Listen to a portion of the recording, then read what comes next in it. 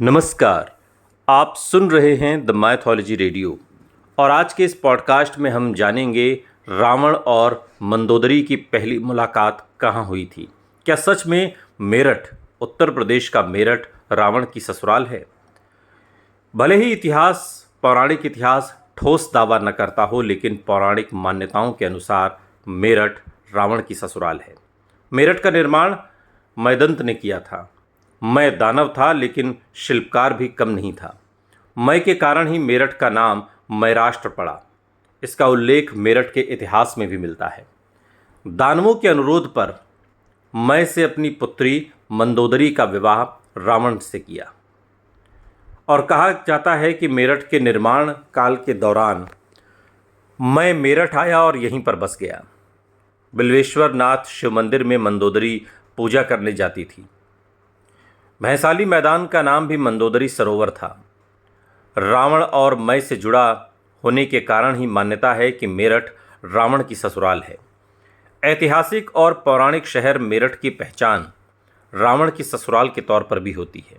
बताते हैं कि मेरठ का प्राचीन नाम मयराष्ट्र था। पौराणिक कथाओं में वर्णन है कि मंदोदरी की महादेव में गहरी आस्था थी। मेरठ की पुरानी तहसील पर मयदंत का खेड़ा था। यहाँ मंदोदरी अपने पिता के साथ निवास करती थी।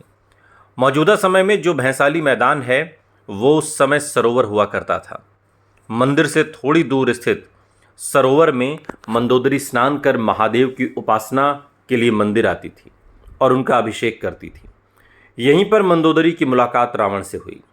भगवान महादेव ने मंदोदरी की उपासना से प्रसन्न होकर उन्हें महाज्ञानी और महाबलशाली रावण की पत्नी होने का वर दिया। कथाओं में यह भी मिलता है कि जो शहर का सबसे ऊंचा स्थान है, यहाँ मैदंत का खेड़ा हुआ करता था और इसके चारों ओर ढलान और खाई थी। खंदक बाजार उसी खाई में बसा है। कुछ साक्ष्य बताते हैं कि मंदोदरी ने कई मंदिरों में उपासना की थी। कहानियों के अनुसार मेरठ के अति प्राचीन मंदिर की स्थापना भी मंदोदरी द्वारा की गई थी। पौराणिक किंवदंतियां हैं कि मंदोदरी बहुत बड़ी सती थीं और इसके पीछे भी एक कहानी है।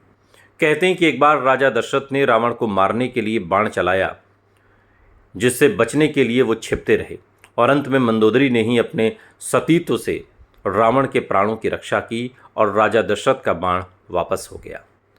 इस जनश्रुति को भी इतिहास का हिस्सा माना जाता है। ये मान्यता है कि जनश्रुति है कि मंदोदरी का जन्म मेरठ में हुआ। वो बिल्वेश्वर मंदिर में शिव पूजा करती थीं।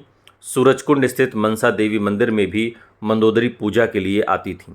कहा जाता है कि मेरठ का नाम मयराष्ट्र था, जो कालांतर में मेरठ हो गया। मयराष्ट्र में मय दानव का राज्य था। मंदोदरी उसी दानवराज की पुत्री थी। सुनते रहिए द माइथोलॉजी रेडियो। सुनता है सारा इंडिया।